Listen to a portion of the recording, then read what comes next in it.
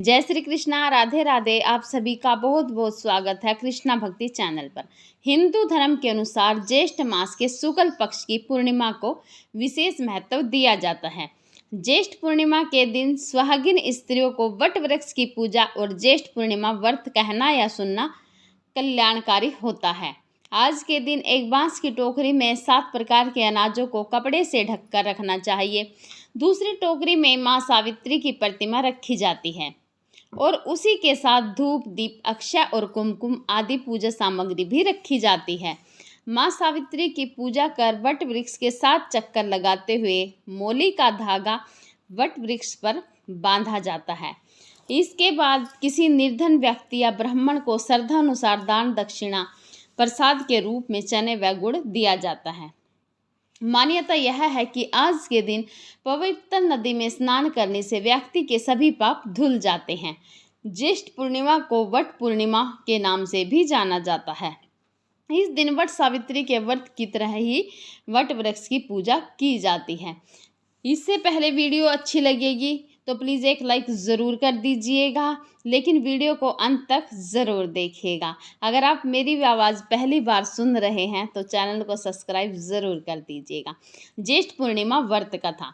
पौराणिक व्रत कथा के अनुसार राजा अश्वपति के घर देवी सावित्री के अंश से एक पुत्री का जन्म हुआ, जिसका नाम महाराजा ने सावित्री रखा। पुत्री युवा अवस्था को प्राप्त हुई। देखकर राजा ने मंत्रियों से सलाह ली। इसके बाद राजा ने सावित्री से कहा, तुम्हें योग्य वर देने का समय आ गया है। मैं विचार कर तुम्हारी आत्मा के अनुरूप वर खोज नहीं पा रहा हूँ, इसलिए हे पुत्री, मैं तुमको अपना वर चुनने की अनुमति देता हूँ। पिता की आज्ञा प्राप्त कर सावित्री अपना वर खोजने के लिए निकल पड़ी और एक दिन उसने सत्यभामा को देखा और उसे अपना वर चुन लिया। जब उसने देव ऋषि नारद जी को यह बात बताई, तब नारद जी सावित्री के पास गए और कहने लगे कि तुम्हारा पति अल्प आयु है, तुम कोई और दूसरा वर देख लो। लेकिन सावित्री ने कहा कि मैं एक हिंदू नारी हूँ, पति को एक बार ही चुनती हूँ। सावित्री की बात सभी ने स्वीकार की और एक दिन उन दोनों का विवाह हो गया। एक दिन सत्यभामा के सिर में अत्यधिक पीड़ा होने लगी। सावित्री ने वट वृक्ष के नीचे अपनी गोद में पति के सिर को रख लिया और उसे लिटा दिया।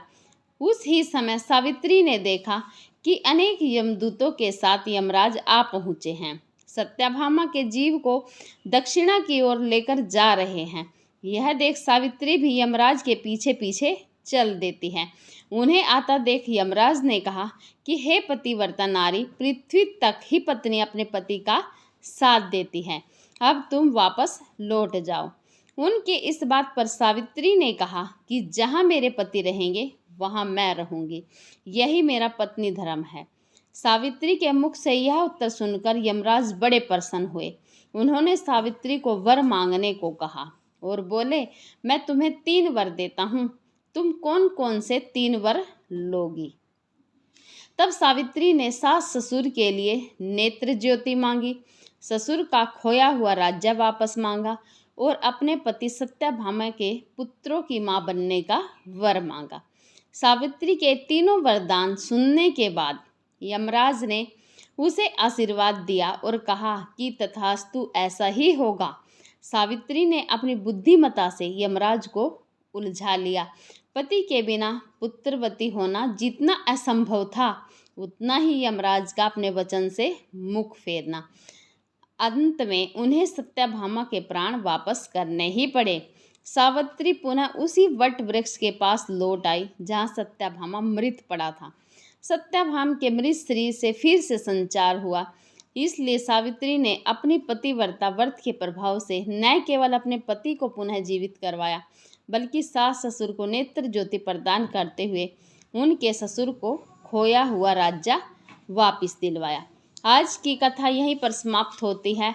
वीडियो अच्छी लगेगी प्लीज़ एक लाइक ज़रूर कर दीजिएगा। जय श्री कृष्णा, राधे राधे आप सभी को।